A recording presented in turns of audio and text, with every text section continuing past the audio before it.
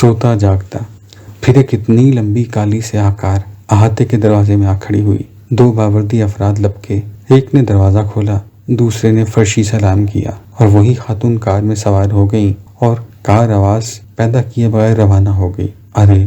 میں چونک کر بیدار ہو گیا۔ اس وقت میں یوں محسوس کر رہا تھا جیسے میں سوتا جاگتا ابو الحسن تھا، جو ایک ساتھ ظل الہی بنا ہوتا، دوسری ابو الحسن۔ ارے!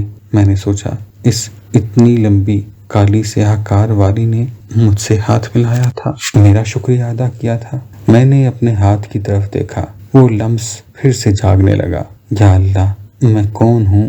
ضرور میں کوئی بڑا آدمی ہوں، ورنہ وہ محترمہ میرا شکریہ کیوں ادا کرتی، مجھ سے ہاتھ کیوں ملاتی؟ ہاں، میں کوئی معمولی آدمی نہیں ہوں۔ ارے!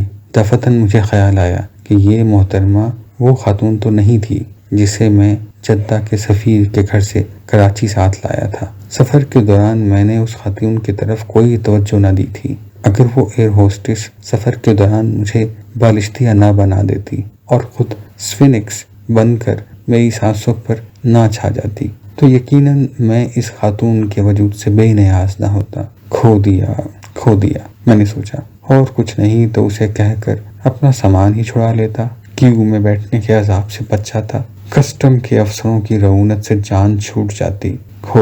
کھو دیا۔